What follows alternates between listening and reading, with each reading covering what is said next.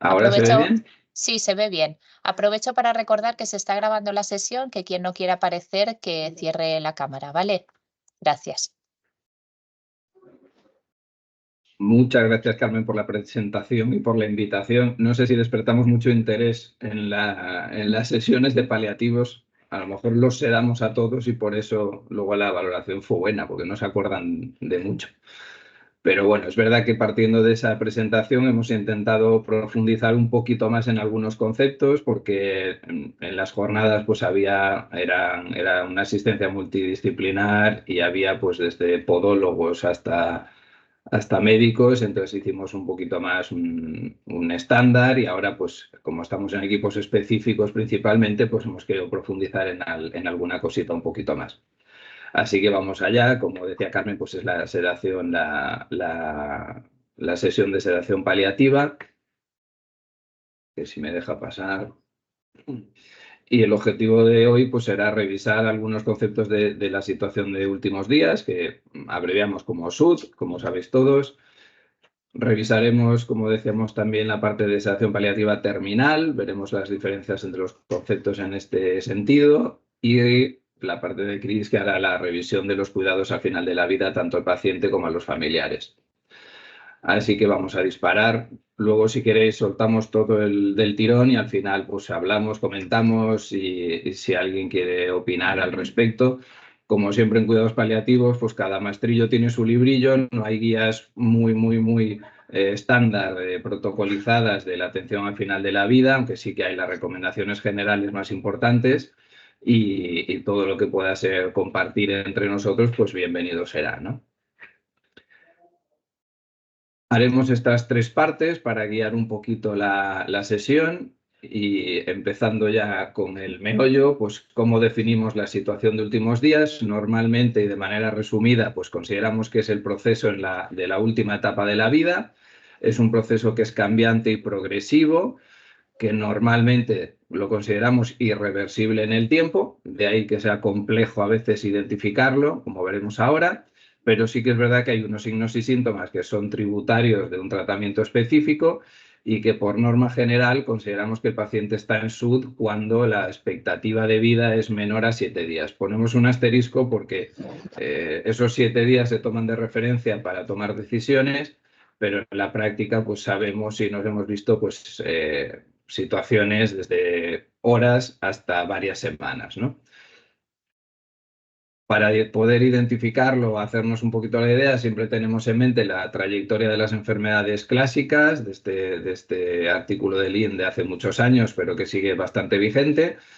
En los pacientes con cáncer normalmente la funcionalidad está bastante preservada hasta que hay un diagnóstico y en poquito tiempo, a veces más, pero suele haber un deterioro brusco hasta que llega el fallecimiento. En las pacientes en el cuadro del medio, cuando hay problemas crónicos normalmente de un órgano, de corazón, de riñón, de pulmón, normalmente es un deterioro progresivo de la funcionalidad con altibajos hasta que uno de estos bajones te provoca la muerte.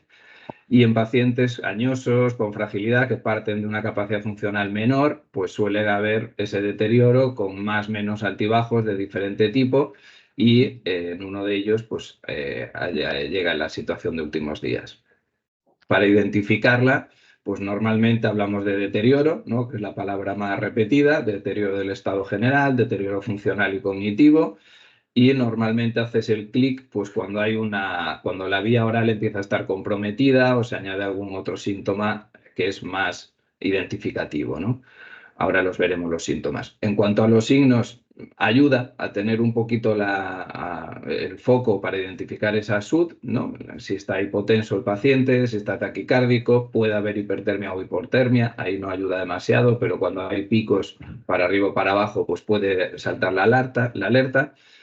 Empiezan o pueden empezar los trastornos respiratorios como las apneas, las polipneas o la famosa respiración de Cheyne-Stokes.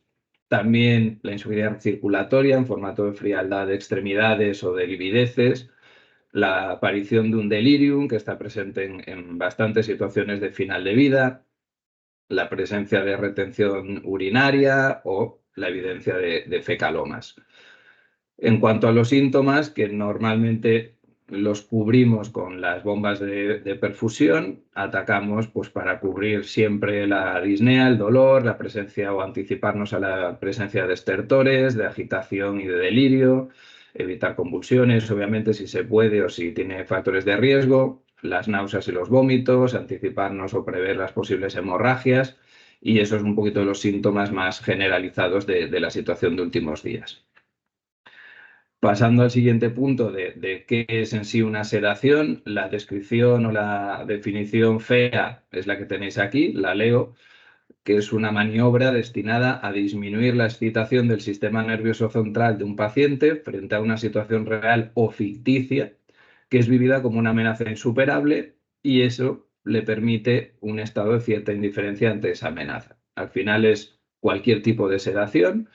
Considerando una sedación paliativa, las indicaciones pues, son muy diversos. En procesos traumatológicos o dolorosos, es decir, cuando una persona va a un quirófano, se le hace una sedación paliativa, se puede considerar que es paliativa, anticipas un sufrimiento, un dolor importante y se hace una sedación paliativa. En este caso sería puntual mientras dura ese proceso. Cuando se recoloca una articulación dislocada, lo mismo. Cuando hay unas curas que son importantes y que generan mucho dolor. También se aplica la sedación paliativa cuando se retira una ventilación asistida, que suelen ser en situaciones de final de vida en UCI seguramente.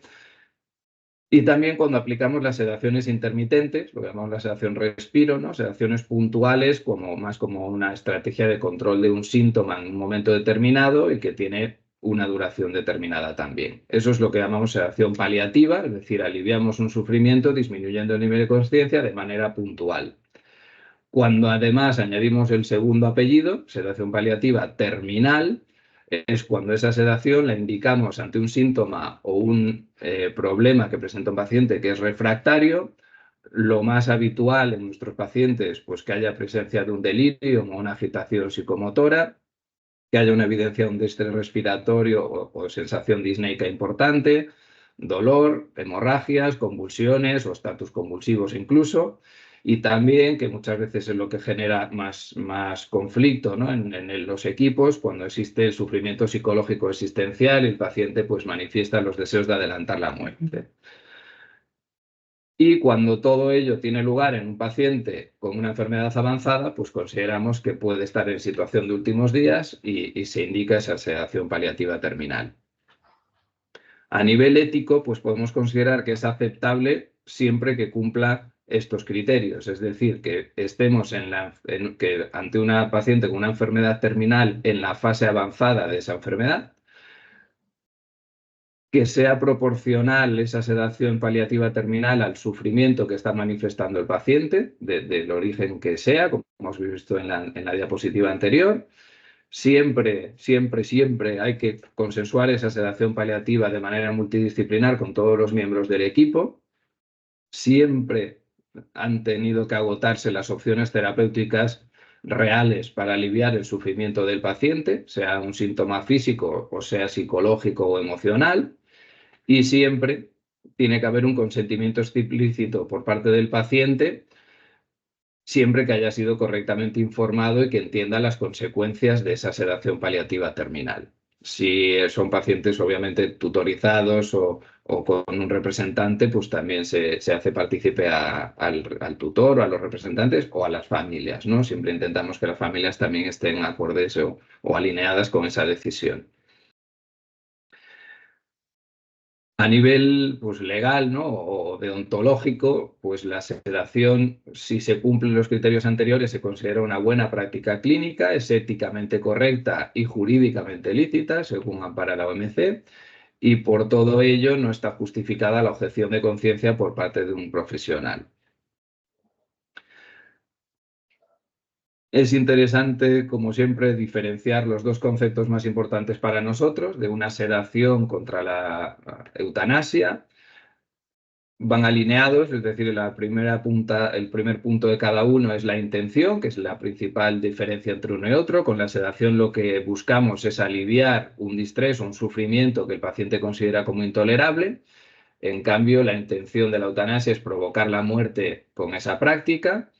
Para ello, la sedación utiliza fármacos sedantes y para la eutanasia se utilizan fármacos letales. Y la consecuencia de cada práctica, pues con una sedación simplemente se alivia el distrés o el sufrimiento que ha manifestado el paciente y con la eutanasia pues finaliza con el fallecimiento. En cuanto a los tipos de sedación paliativa terminal, podemos decir que hay dos. La intermitente, es decir, bolus a demanda en los momentos que el paciente lo necesita, o la continua. Normalmente la intermitente se emplea en situaciones o es con la que se indica en pacientes de sufrimiento espiritual o existencial, que cuando tiene los momentos del día con mayor sufrimiento se pone una sedación puntual, paliativa, y cuando recupera el nivel de conciencia le permite pues, volver a disfrutar de las horas que buenamente pueda y luego vuelve a pedir los rescates. Y cuando ya considera que estar despierto no es suficiente, pues se pasa a una sedación continua. Para ello, para las continuas, usamos en medios hospitalarios las bombas estándar, en ámbito domiciliario, en el ESAT o en atención primaria, las bombas elastoméricas, y siempre utilizamos normalmente la vía subcutánea como vía de administración óptima.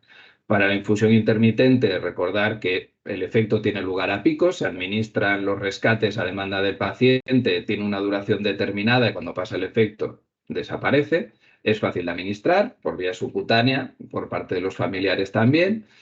Y la infusión continua, como decía, para ese mantenimiento, pues el efecto es más constante, necesitan menos rescates normalmente y permite pues, menos manipulación y punciones. Pasamos al siguiente apartado, que son los objetivos asistenciales. Como objetivos en la situación de últimos días, normalmente buscamos estos tres: el confort del paciente y los familiares, es decir, el control de síntomas. También la prevención de crisis, muy importante, además de que tenemos todos los síntomas intentamos que estén controlados, también cómo actuar en los casos en los que haya una descompensación o una crisis.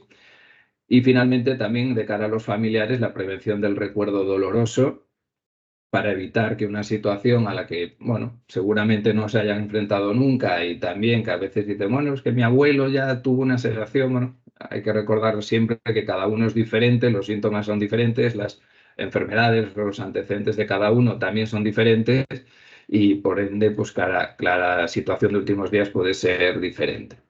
Y conviene pues explicarla paso a paso, como luego explicar a Cris para ver esas diferencias y que en los familiares no quede ese recuerdo doloroso.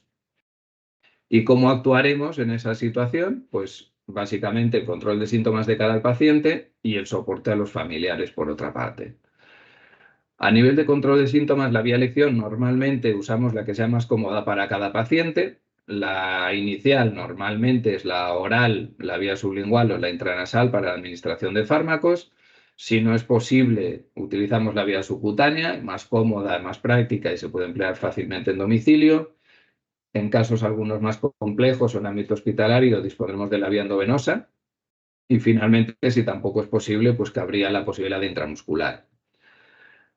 Un breve repaso de todos los fármacos algunos de los fármacos que se pueden utilizar por vía subcutánea. Recordad que se puede hacer la hipodermoclisis, la sueroterapia subcutánea con fisiológico, glucosalino o incluso glucosado al 5, máximo 1,5 litros por cada vía que se coloca. No se recomiendan más de 2 vías a la vez, por lo tanto el volumen máximo podría llegar a ser de 3.000 al día en 2 vías. No lo hemos puesto el potasio, según algunas fuentes bibliográficas, sí que se podría administrar también, diluido con el suero fisiológico, hasta un máximo de 40 miliequivalentes día, sin mezclar con absolutamente nada más, claro.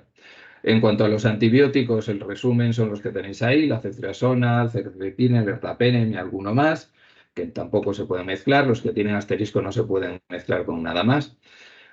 Y los que ya conocéis de sobra, ¿no? Dexametasona, el diclofenaco para la fiebre, la furosemida, todos los opioides prácticamente, neurolépticos, procinéticos, y bueno, eso es un resumen. Eso ya sé que estamos trabajando en una guía de fármacos subcutáneos que cuando esté disponible pues también os la haremos llegar para que la podáis consultar.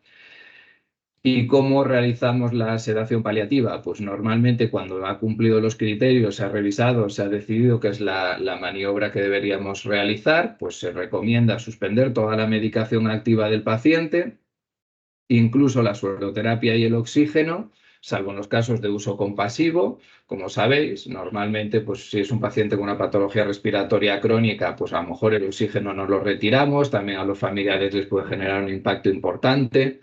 Y en algunos casos que habréis vivido muchas veces, ¿no?, de algún familiar que tiene que venir de la península o del extranjero y quiere llegar para ver al paciente con vida, o el paciente quiere llegar a verlo antes de hacer una sedación, pues en algunos casos mantenemos de manera compasiva ese suero y el oxígeno, pero siempre conviene indicar que en el caso de que haya algún problema asociado a esas dos terapias, pues se suspendería dándole prevalencia obviamente a la comodidad del paciente y no a que al familiar pueda llegar a tiempo. Y para hacer la sedación, lo que es la técnica en sí, pues consta de dos fases, una fase de inducción y una fase de mantenimiento. Y a partir de ahí, pues asociando los rescates que pueda necesitar y los ajustes en esa bomba de perfusión de mantenimiento que pueda necesitar. Este es el cuadro clásico del ICO, que resume muy bien lo que hacemos. Arriba a la izquierda, pues recuerda que siempre que haya alguna posibilidad de tratamiento para controlar el síntoma que manifiesta el paciente, hay que aplicarlo antes de decidir una sedación. Y cuando consideramos que no tiene otra opción terapéutica, que se han agotado, que el paciente lo manifiesta, que el equipo está todo de acuerdo, que la familia también, que se ha tenido consentimiento del paciente o familiares si es necesario, se podría aplicar esa sedación. Conviene, obviamente, dejarlo reflejado en la historia clínica y registrar pues, todos los procedimientos que se van haciendo en la misma.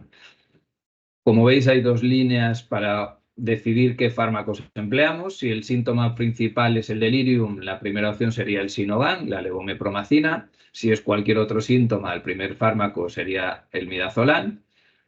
Tan fácil como si falla uno de los dos, cambiar por el otro, aunque normalmente los usamos en combinación.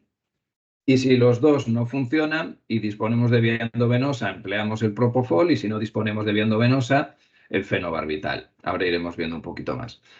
Para hacer la inducción, normalmente, sea en vía subcutánea o endovenosa, empleamos el midazolam y la levomepromacina, pues yo diría en el 99% de los casos con buen resultado, y más o menos asociamos cloruro mórfico para proporcionar ese alivio del dolor o de la disnea, un poquito a veces hasta anticipadamente, ¿no?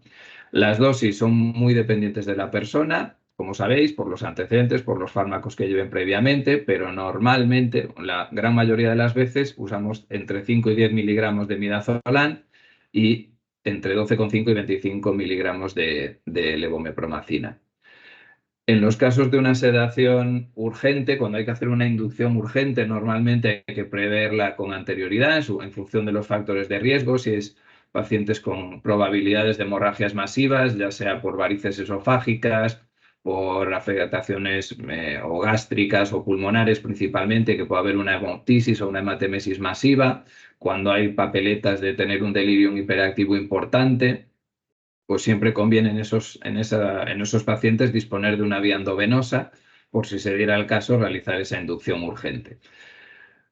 Normalmente lo que preparamos nosotros, eso una vez más, cada maestrillo tiene su librillo, pero se coge una de las ampollas de 15 miligramos en 3 mililitros, se añaden 7 mililitros de suero en una jeringa de 10, por lo tanto tendremos 10 mililitros con 15 miligramos a razón de 1,5 miligramos mililitro.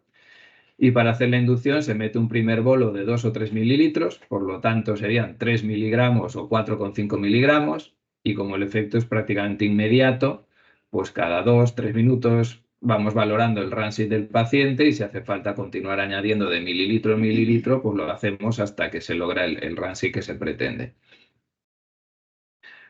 Como decíamos en ese esquema, cuando falla el midazolam o la levomepromacina y hay vía endovenosa, empleamos el propofol, normalmente está restringido únicamente a medio hospitalario, y siempre, bueno, cuando falla el midazolam y Sinovan, o si hay alergia a las benzos o a los barbitúricos. Siempre prestamos un poquito más de atención cuando hay pacientes con antecedentes de adicciones, o a benzodiazepinas, o alcohol, o a DVPs, que pueden ser más resistentes al tratamiento estándar con mida y levomepromacina, y por eso pues, pueden ser más candidatos a uso de propofol. Hay que tener cuidado en pacientes con epilepsia porque el propofol puede aumentar el riesgo de convulsiones. Y normalmente para iniciarlo, pues primero se retiran las benzos y los neurolépticos, se disminuye el opioide a la mitad y se iniciaría el propofol. Como decíamos, es exclusivamente endovenoso, no se puede mezclar con nada más y se puede administrar sin diluir. La dosis, hay varias maneras de hacer la sedación con propofol. Para mí la más sencilla siempre ha sido la que os dejo ahí, es 1 miligramo kilo de paciente. Si pesa 70 kilos, pues 70 miligramos. Se administra en bolo lentamente durante 1 minuto, el efecto es prácticamente inmediato y cuando se logra la sedación ya está sedado. A partir de ahí se pauta la dosis de mantenimiento, que es el doble a la hora, es decir, 2 miligramos kilo a la hora. Si decíamos 70.000 kilos, pues serían 140 miligramos a la hora. Eso se carga y se pone en perfusión continua. Para administrar rescates, en el caso de que se pierda, se vuelva a despertar o vuelva a estar agitado, normalmente hablamos del 50% de la dosis de inducción. Y si hace falta algún tipo de rescate, a continuación, después de esa administración, aumentaríamos 1/3 la velocidad de infusión del propofol cada 5 minutos hasta volver a conseguir el RAMSI que se pretendía. El fenobarbital, la verdad es que se usa bastante menos, igual que en el propofol, pues en los casos en los que sea refractario al midazolam o al Sinogan, como veíamos en el esquema, que no haya vía oral o que el paciente tenga epilepsia, que en ese caso pues, sería una opción el fenobarbital. Igual que en el propofol se retiran las benzos y neurolépticos y se reduce a la mitad el opioide, y la inducción hablaríamos de entre 100 y 200 por vía intramuscular y el mantenimiento entre 600 y 800 al día hasta un máximo de 1.600. Hay bibliografía que pone hasta 2.500 y los rescates sería de la misma dosis de la inducción. Sí que hay que tener un poquito más cuidado con el fenobarbital porque provoca más inestabilidad a nivel respiratorio y la aparición de mayor número de estertores. Por lo tanto, siempre, si normalmente lo hacemos, pues con el fenobarbital, más si cabe el uso de buscapina anticipada para evitar los estertores. En la bibliografía y en todos los artículos y guías que yo he revisado de fármacos por vía subcutánea, hay mucha controversia si el fenobarbital se puede aplicar en vía subcutánea o no. Sí que en guía y en la hoja del propio fármaco sí que se recomienda el uso intramuscular. En subcutáneo, pues la guía de la SECPAL sí que figura. En el ICO no, en otros clásicos de Aragón pues, y demás tampoco figura el uso subcutáneo, pero sí que se ha aplicado y aparentemente es una buena opción. Si no, como decía, pues la que sí que está en ficha técnica es la administración por vía intramuscular. En vía endovenosa también, pero como lo reservábamos cuando no haya esa vía endovenosa, pues hablaríamos de intramuscular o subcutáneo. Y el mantenimiento, que yo creo que todos en todas las unidades solemos utilizar una mezcla de fármacos para anticipar todos los síntomas o controlar todos los síntomas que valorábamos antes, ya sea una perfusión subcutánea o endovenosa, y normalmente usamos pues, los 4 fármacos que veis, ¿no? La morfina para el control del dolor y la disnea, la buscapina para evitar la aparición de estertores, el haloperidol o el Sinogan para hacer esa parte de tratamiento del delirium o de sedación en caso de aparición de delirium, y el midazolam. A nivel de una perfusión, cuando hablamos de una perfusión, siempre hay que tener claro el objetivo de esa perfusión. Nosotros en ámbito hospitalario muchas veces dicen, es que han venido Quique y Cris y le han puesto una perfusión y dan por hecho que siempre es una sedación, pero no tiene por qué ser así, ¿no? Recordar que hay perfusiones simplemente para control de síntomas, para que el paciente esté en un RANSI 2-3, es decir, que esté tranquilo y en situación basal, digamos. Y a partir de ahí, cuando sí que queremos que haya una sedación paliativa terminal, buscaremos ya un RANSI entre 4 y 6 y buscaremos lo que es en sí una sedación paliativa terminal. Y obviamente también se puede hacer la perfusión con las bombas elastoméricas en domicilio o menos frecuentemente en el hospital. Para buscar la dosis de midazolam es bastante dependiente de cada persona. Recordar que cada persona tiene una sensibilidad diferente a las benzodiazepinas y en función de los fármacos que lleve antes, pues las dosis que necesitará serán variables. Por eso es lo que os pongo en esta diapositiva, son dosis orientativas. Y buscando el nivel de sedación, si es una sedación superficial, Normalmente hablamos entre 15 y 30 miligramos de midazolam al día, para una sedación intermedia entre 30 y 50 al día, y más de 50 pues ya hablaríamos de una sedación profunda.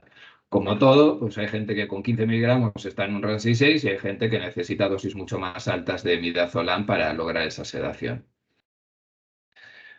Siempre me gusta recordar que los opioides en general o la morfina no son fármacos sedantes. El concepto que se tiene siempre de, bueno, es que ya le han sedado porque le han puesto una bomba de morfina es totalmente erróneo. No figura en ningún tratado farmacológico los opioides como fármacos sedantes. Están en el capítulo de opioides por algo, para controlar el dolor principalmente y la disnea, pero no para hacer una sedación en sí con lo que es morfina. Aunque sí que obviamente pues a dosis altas o en pacientes NAIF, pues puede provocar una cierta sedación. Y para la parte de soporte a la familia y cuidados, dejo paso a Cris. Bueno, hola a todos, encantada de estar aquí, muy encantada y bueno, voy a empezar un poco hablando de lo que barriendo hacia casa, cuando tenemos un paciente que ya está sedado, vamos a cuidar, vamos a seguir cuidando, pero también tenemos que tener o centrarnos mucho también en los cuidados de la familia. Tenemos un actor principal, me encanta este cuadro porque describe muy bien situaciones que vais a ver muchas veces en las habitaciones de los pacientes que necesitan o que están en proceso de final de vida. Un actor principal, el paciente solo incluso a veces y la familia alrededor con su pena, su dolor, pero apartados.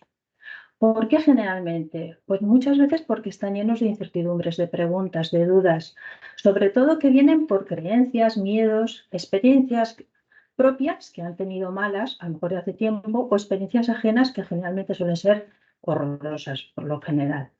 Por ello es importante informar, pero informar ¿de qué manera?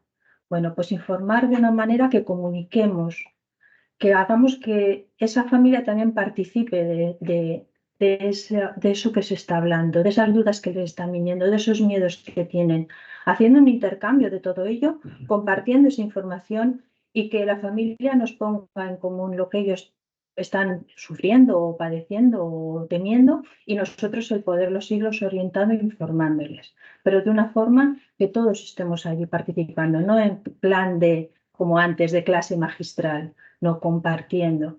Por ello, es importante, sobre todo en los procesos de sedación, que la persona que está allí está dormida, que ya deja de sufrir y que eso no quiere decir que ya nos vamos a olvidar de él, todo lo contrario.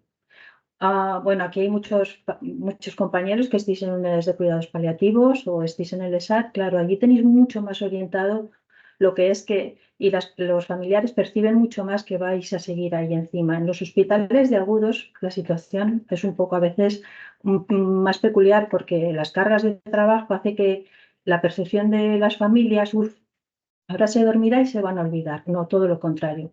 Vamos a estar mucho más encima, porque tanto sea en casa como en el hospital, lo importante es cuidar y que nos demos cuenta de que cada persona, cada familia, la situación son únicas y nos vamos a ir adaptando a ellas. Vamos a tener que dar algunas informaciones en común, como es que la persona sedada pues va a dejar de comer.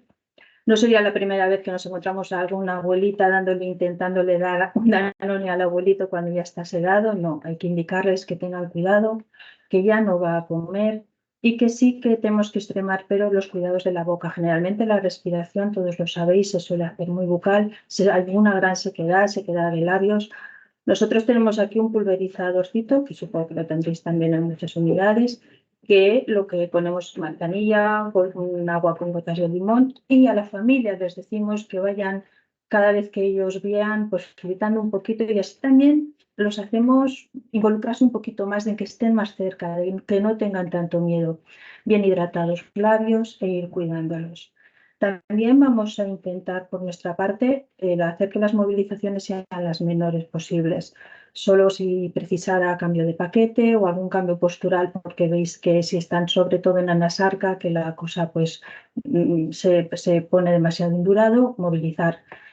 Y sobre todo explicar a las familias el tema de la respiración, que es una de las cosas que más les agobian, porque es lo que más están ahí atentos. Indicarles que tanto la respiración, aunque sea irregular o superficial, o esas apneas que van apareciendo, que no se preocupen, que son normales, que no quiere decir que esté sufriendo, que esté padeciendo, son lo que es el proceso que va siguiendo y la automatización que a veces hace ya la respiración. Una de las cosas que más agobia a las familias es la aparición de estertores. Por eso es tan fácil lo que ha comentado antes Quique, de el pautar la buscapina para intentar evitar esta aparición, porque es lo que más agobia. Intentar no aspirar en lo posible y sí que movilizar para ver si mejora lo que es el cambio o aspirar lo que es la boca. Y sobre todo indicarles a la familia que aunque oigan estas respiraciones que para ellos son muy angustiosas, para el paciente no lo está siendo. Y luego lo de las bradicardias y taquicardias también les ponen la mano en el corazón, indicarles que es normal. Nosotros tenemos que intentar, dentro de lo difícil que es este proceso, irles indicando que todo va dentro de la normalidad. También indicarles que los últimos sentidos que se pierden cuando uno está sedado es el oído y el tacto.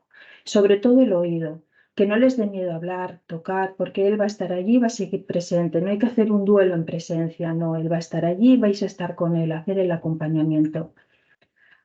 También, bueno, en las unidades de cuidados paliativos, en domicilio es fácil porque es su ambiente o son ambientes más relajados y tranquilos. Aquí en el hospital, por ejemplo, estos días se está haciendo un gran trabajo en intentar tener habitaciones en las cuales el ambiente sea un poco diferente a lo que hay de habitualmente, con habitación individual, intentar adaptar luz, adaptar sonidos, con música incluso ambiental y con aromaterapia, porque a veces también es muy necesaria. Y sobre todo tener en cuenta que tenemos que tener respeto por todas aquellas creencias que tengan tanto la persona que está a punto de fallecer como la familia y facilitar en lo posible y no juzgar lo que ellos creen y lo que ellos necesitan realizar durante este proceso. Por último, complicaciones cuando la familia a veces les decimos avisarnos si en algún momento veis que vuelve a fruncir el ceño o hay algún quejido o empieza a movilizarse un poco, que nos avisen enseguida. Lo más habitual, sabéis que suele ser el globo vesical, la fiebre, que para eso pautan también medicación para intentar evitar estas molestias.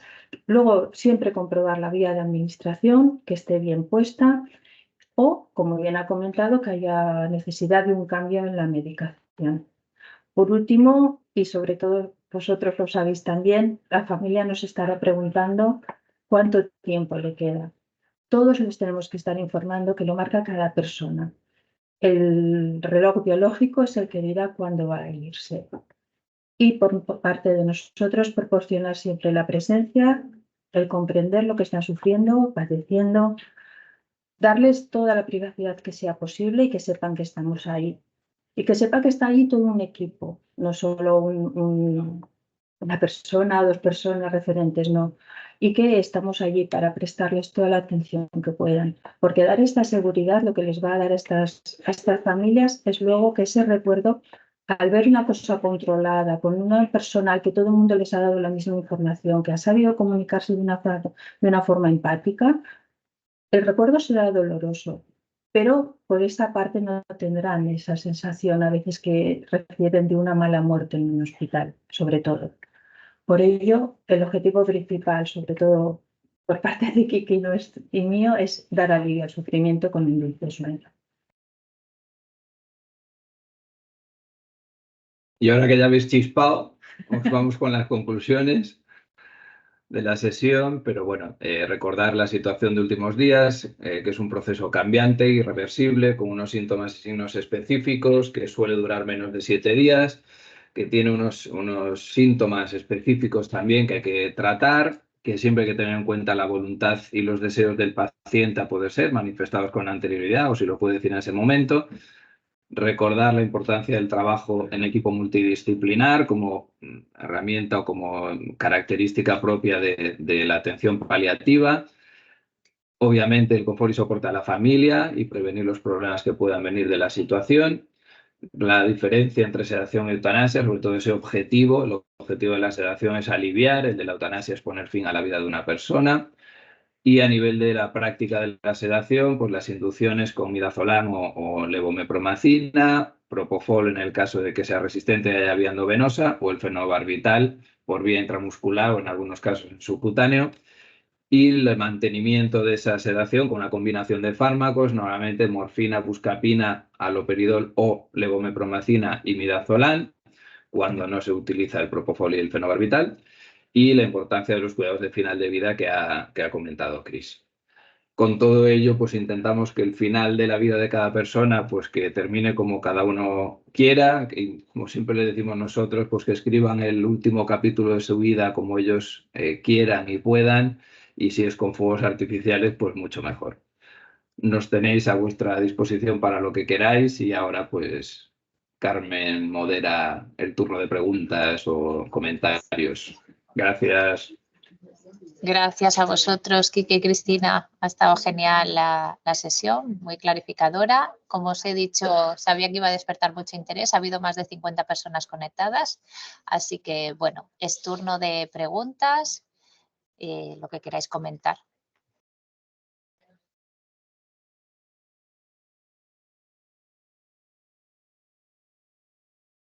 No tantos a la vez, ¿eh? De uno en uno, por favor.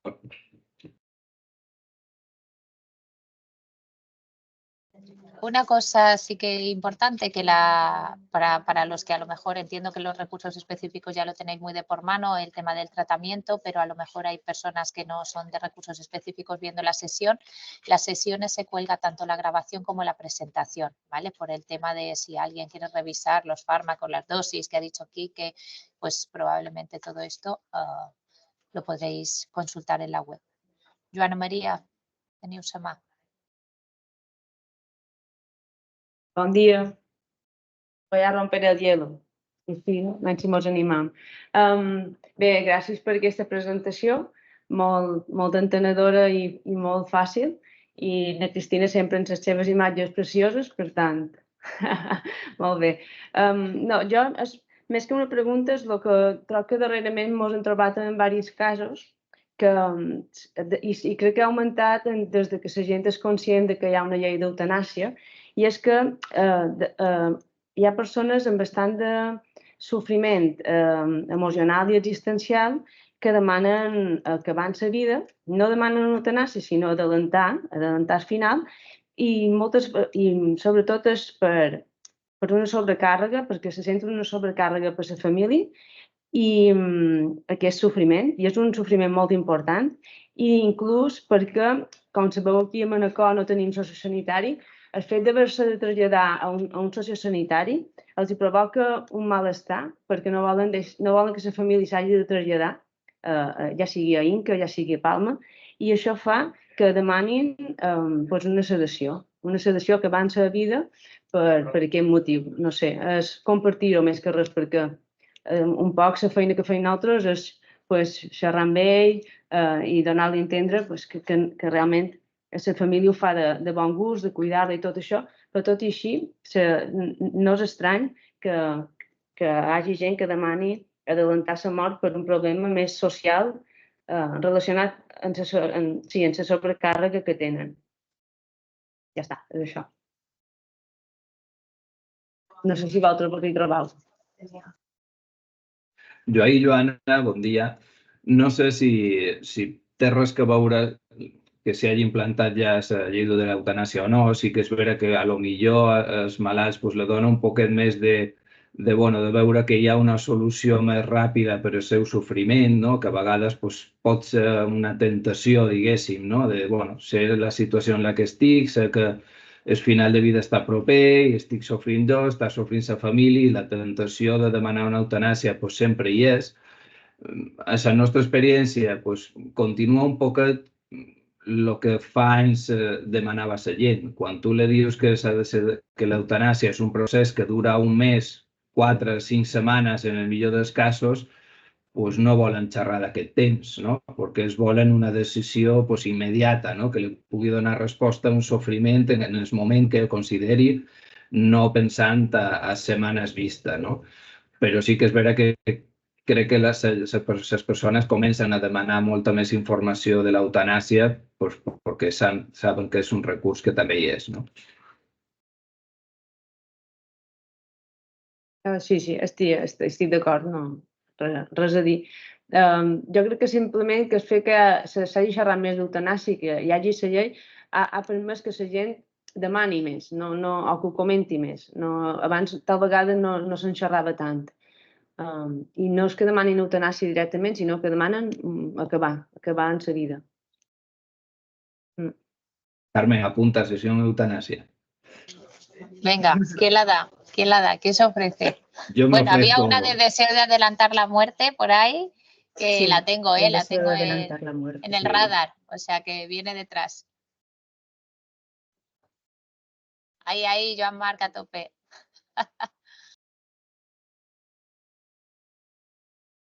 Sí. ¿Qué más? ¿Quién más? Ah, bueno, vosotras, Belén, sí. Vale. No, esto es lo que iba a decir, que claro, es verdad que con la ley de la eutanasia, pues probablemente la gente ya está como más animada, ¿no?, a hablar sobre la muerte, pero que creo que ese deseo de adelantar la muerte tenemos que acogerlo como tal y buscando cuáles son las causas del sufrimiento de ese paciente, que, como bien dice Joana María, pues suele ser el ser una carga para la familia, ¿no? Pero que, claro, esto no significa ni se equipara a que vayamos a administrarle una sedación paliativa, sino que estar abiertos a este deseo de adelantar la muerte y explorar realmente qué es lo que lleva al paciente a desear esto, ¿no? O a desear que todo termine o que pueda morirse cuanto antes. Pero esto es muy diferente de decidir poner una sedación paliativa. Esto incluso se puede hablar desde las primeras visitas en que el paciente viene a la unidad de paliativos, ¿no? O lo conocemos y bueno, es simplemente acoger esta preocupación que tiene el paciente y, bueno, y hacer algo al respecto, obviamente, ¿no? Y lo que le decimos siempre a los estudiantes, que claro, el paciente solo conoce quizá una salida, ¿no? Y lo que te dice es, me quiero morir. Y es nuestro trabajo como profesionales recoger esa preocupación y traducirla en cuál es la preocupación real del paciente para poder darle un abordaje y que no vea como única salida, pues la única solución que a él dentro de sus recursos se le ocurren. Es precisamente esto, bueno, quizá porque hemos propuesto lo de poder realizar una sesión sobre el deseo de adelantar la muerte y cómo abordarlo, ¿no? Y cómo también nos llega a las unidades pues el paciente o la familia misma diciendo, es que quiero que esto se acabe ya, ¿no? O el mismo paciente, es que ya no quiero vivir así, ¿no? Si puedo hacer una pregunta, ya que estoy con el micro, y la dejamos ahí por si hay más intervenciones, que quizás Cata quiera decir algo sobre lo que yo he dicho, pero simplemente, como sé que hay mucha gente de primaria, Quique, igual sí que estaría bien diferenciar, pues eso, la sedación terminal de la sedación intermitente y en qué situaciones podemos utilizar esta última, ¿no? Que a lo mejor para atención primaria, que están menos acostumbrados a esto, pues sea más clarificador, ¿vale? Y no sé si Cata quería decir algo. Contesta si quieres, Quique, y después que intervenga Cata. Sí, cuando normalmente ponemos una sedación intermitente o más bien puntual, ¿no? Yo creo que el concepto de puntual es más esclarecedor, ¿no? Al final es un momento en el que un paciente puede tener un sufrimiento por algún síntoma o por algún signo, alguna situación y dice, bueno, no quiero una sedación porque yo no quiero ahora mismo que llegue el final de vida, pero tengo un dolor de una intensidad muy fuerte que a veces con el opioide no es suficiente, necesita también relajarse, o un sufrimiento existencial o malestar en general que necesita una desconexión de unas pocas horas y necesita pues un bolo, ¿no?, de midazolam que le haga efecto durante 4, 5, 6 horas, que le alivie ese sufrimiento en ese momento determinado y cuando pasa esa situación de distrés y con esa sedación se revierte, vuelve a recuperar el conocimiento y puede que esté aliviado. En muchos casos yo creo que se utiliza como fase previa a una sedación continua, digamos, ¿no? Antes de poner una sedación continua para que mantenga pues, un nivel de sedación estable, ¿no? Y eso permite pues ese impasse, ¿no? De a veces varios días en los que el paciente, pues cuando peor lo pasa en ese momento, pues se le alivia, y cuando ya considera que estando despierto sufre, pues ya se organiza, ¿no? En ocasiones también lo eligen pues cuando tiene que venir familiares de fuera, como decía, ¿no? Que quieren pues todavía ser conscientes en un momento para poder despedirse, y a veces pues prefieren esas sedaciones puntuales, y cuando ya pues terminan los asuntos pendientes pues pasar a la sedación continua. Gracias, Quique. Vamos, Cata. Bueno, hola a todos. Lo primero, daros las gracias, Quique y Cristina, porque, bueno, para todos, ¿no? Y para los que estamos en recurso específico también siempre, pues nos renueva y aprendemos siempre cosas nuevas, ¿no? De cuando pescamos y recordamos estos temas. Por ejemplo, a mí me ha gustado mucho y he aprendido el tema del propofol. Yo no lo hago así, ¿no? Y me ha gustado el ver esa forma de inducirlo en bolo. Nosotros, bueno, yo siempre lo hago en perfusión, bueno. Y la pregunta, bueno, o sea, daros las gracias, ¿no? Y la forma integradora como lo habéis hecho. Y la pregunta, bueno, es más que nada que a mí me gustaría mucho que ya que estáis en Hospital de Agudos nos explicarais, ¿no? Un poco vuestra experiencia con los otros servicios, ¿no? En cómo, cuándo os plantean esa colaboración, esa consulta para que ayudéis en una sedación, cómo lo hacéis, qué servicios han sido los más demandantes o qué situaciones han sido las más complejas, ¿no? En las que os habéis encontrado, para que nos compartáis vuestra experiencia. Ahora decía, fuera del micro, Cris, decías, toda para otra sesión, es verdad. Es verdad que, bueno, vosotros también lo veis, ¿no? Yo creo que el perfil es muy parecido. Llevamos un añito, es verdad que al principio pues simplemente pues lo que ya sabíamos, ¿no? Nos hacían interconsultas para finales de vida prácticamente inmediatos, ¿no? Bueno, yo creo que por la propia, a veces, inseguridad de cuándo pautar una sedación, de cómo explicarlo al paciente y a la familia, cómo hacer el soporte emocional y los cuidados de final de vida, que no están tan acostumbrados o no se sienten tan cómodos con ello, y ahí pues es cuando llegaban las interconsultas. El mayor volumen, bueno, por tamaño viene de medicina interna. También es verdad que es a los que más les cuesta el hacer esas interconsultas de manera anticipada, por ejemplo, que sea un poquito más precoz. Yo siempre que los viernes me echo a temblar, sobre todo a partir de las 11 del medio de la mañana, pues porque ya han hecho todo lo que han querido durante toda la semana, y a último día, cuando ven que no ha tenido resultado, pues pretenden que vayamos, lo seremos, y que todo llegue el fin de semana sin sustos, ¿no? Y bueno, va costando el que entiendan que no, que hagan la interconsulta el lunes, que trabajaremos juntos hasta el viernes si quieren, pero que obviamente pues hay que hacerlo de manera lo más precoz posible, ¿no? Y luego hay servicios, como también os está pasando a vosotros, que son, pues, bueno, que estaban deseando que hubiera unidades de soporte en los hospitales, como puede ser hematología, como puede ser nefro, cardio, neuro, neumo, pues que cada vez van llegando interconsultas más precoces, en estadios más precoces, para trabajar juntos, crear un vínculo, que cuando llega realmente la situación de final de vida, que se haya hecho una planificación de decisiones anticipada, que se respete la voluntad de los pacientes, y al final pues están viendo que hay muchos beneficios y a muchos niveles, ¿no? Los pacientes que están en hospital de día de hemato y de onco también, que vienen cada semana, pues al final se van espaciando las citas para las transfusiones, para mayor comodidad, que se les permite, ¿no? Porque hasta ahora pues era difícil que un hematólogo, por ejemplo, les plantee que una opción es dejar un tratamiento, ¿no? O espaciar una transfusión de sangre de plaquetas, en vez de cada semana, a cada 15 días o cada mes, ¿no? Y eso pues lo empiezan a ver, y el hecho de pegarnos a ellos. Llevamos pacientes desde hace un año prácticamente que a nivel de síntomas están muchísimo mejor, han ganado muchísima calidad de vida, aunque sigan teniendo una enfermedad grave y con un pronóstico malo, ¿no? A corto, medio, da igual, pero lo están llevando muchísimo mejor, ¿no?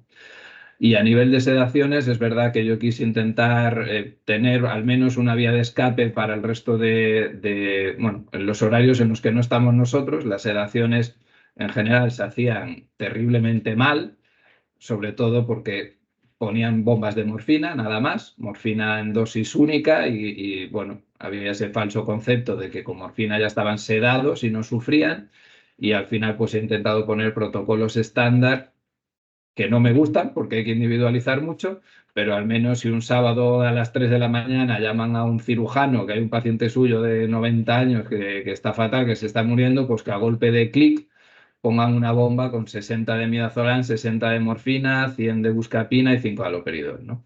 Es un estándar para intentar, en la mayor parte de las veces, un RAN 6.6 y que en casos muy claros de final de vida, pues que tengan al menos algo para cubrir, ¿no? Y luego que hagan la interconsulta y que haremos nosotros el seguimiento de los ajustes. Yo quería añadir que también hay una captación proactiva por parte tanto mía con el control de todos los pacientes PCAs que ingresan en el hospital, también por parte de mis compañeras, las gestoras de casos que hacen revisión de todos los PCCs, van a las multidisciplinares y se va viendo las situaciones, las evoluciones, con lo cual también ya nos genera muchísimo trabajo nosotros mismos. Muchas gracias. Gracias. Tenía Tomás la mano levantada, pero ahora no la veo y veo la de Mercè. Hola, bueno, jo igual que la Cata dir-vos que moltes gràcies per fer la sessió. Sempre ens va bé a tots repassar aquests temes que a més toquem cada dia. Però bueno, jo no era tant una pregunta com un aclariment. Heu comentat de fer sessions sobre desitjos d'avançar a la mort i que sapigueu que n'hi ha dues de fetes i posades a la pàgina web de cuidadospaliativos.cai.es, una que ens la va fer primer en Juan Pablo i una segona que ens la va fer la Maria Vinya, que desitjos d'avançar a la mort des del punt de vista infermer. Ho dic perquè qui tingui ara que li hagi entrat el coquet després de la sessió d'avui també... No, era una proposta, Mercè. Ja ho hem comentat, ja ho havíem xerrat entre nosaltres, però bueno, sempre pensant que és un tema que està bé i que si hi ha una altra proposta per fer dels equips d'ara, doncs que també està bé. Per això, que com que havia sortit com a proposta i n'hi ha dues de fetes, que sapiguessin que les poden revisar allà, bàsicament. Res més. Gràcies, enhorabona. Sí, que no era tant una demanda, sinó una oferta, vull dir, ¿vale? O sigui que ja eren conscients de que s'havien fet aquestes i que estan penjades i per això jo sempre record que totes les sessions estan penjades i que si anem a mirar, doncs tirem d'elles, però que érem conscients i que és no una demanda, sinó una oferta de fer una nova sessió. Tomàs. Entesos, però com que avui hi ha molta gent connectada i potser no tots saben les que s'han fet, per això ho explicava. Vale, gràcies. Tomàs. Hola, bon dia. M'escoltau? Me sentiu bé? Sí. Bueno, ¿qué tal, Quique? Gracias. Eres siempre muy didáctico y claro. Entonces, no, volia fer uns matisos tontos, ¿no? Però bueno, son matisos. Un d'ells sobre... nos podemos perder en las definiciones de diferentes tipos de sedación y a veces luego nos podemos confundir o confundir a los de la gente que no está cada día haciendo sedaciones, ¿no?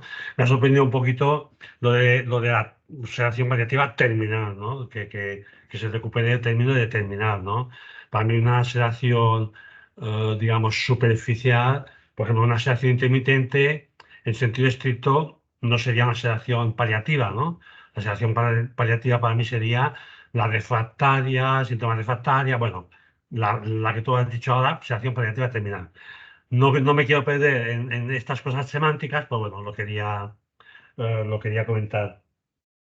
Y luego en los domicilios, lo que yo he visto, otras veces que he visto sesiones también de la SEPA y todo esto, digamos, las sedaciones paliativas en el domicilio hemos de coger atajos, ¿no? No es una sedación de libro en donde hemos de ver opciones terapéuticas que se agotan para llegar hasta la refractaria terminal, ¿no? Sino que no podemos hacer, digamos, intuimos más el final y a lo mejor adelantamos pasos, ¿no? Bueno, era un poquito este comentario. No sé si me he explicado, pero me interesa mucho cuando en los múltiples resistentes que vienen por aquí, yo intento diferenciarles eso, ¿no?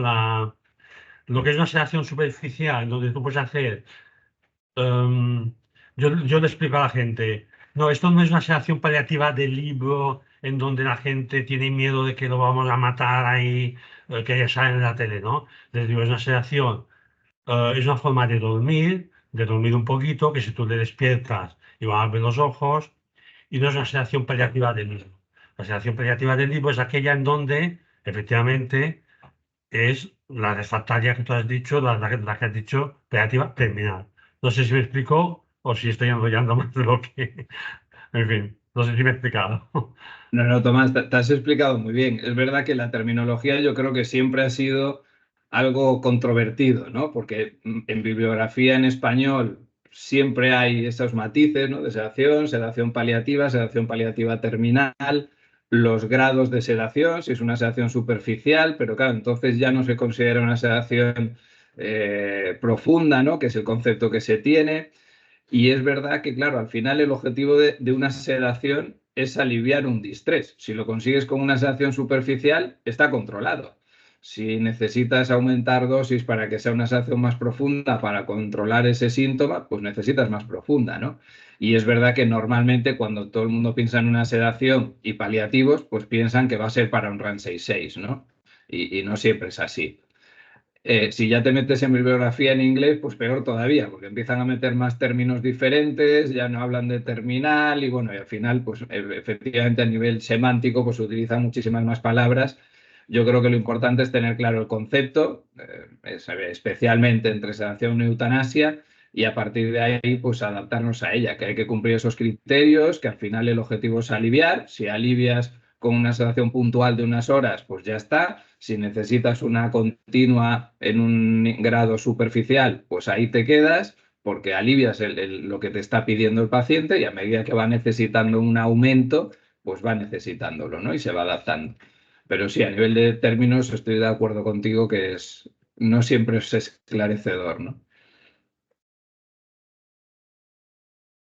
Molt bé, son las 9:29. No sé si hay alguna aportación más muy breve y si no, lo vamos a dejar aquí. Deciros, aprovecho en deciros para que sepáis, los que no estáis dentro de la revisión y de la redacción, que se va a publicar la actualización de la guía de sedación nuestra de Baleares, ¿vale? Que se ha estado trabajando en ella en el último año. Bueno, ya se ha cumplido el plazo para hacer la última revisión, así que en breve se editará y se publicará y os la haremos llegar a todos, ¿vale? Con todo lo que se ha revisado y las incorporaciones nuevas. Así que nada más. Muchas gracias a los ponentes, a los asistentes y nos vemos en la próxima. Gracias. Gracias a todos. Adéu a tots. Gracias. Adéu a tots. Era molt la gestora de casos de Santa Ponsa.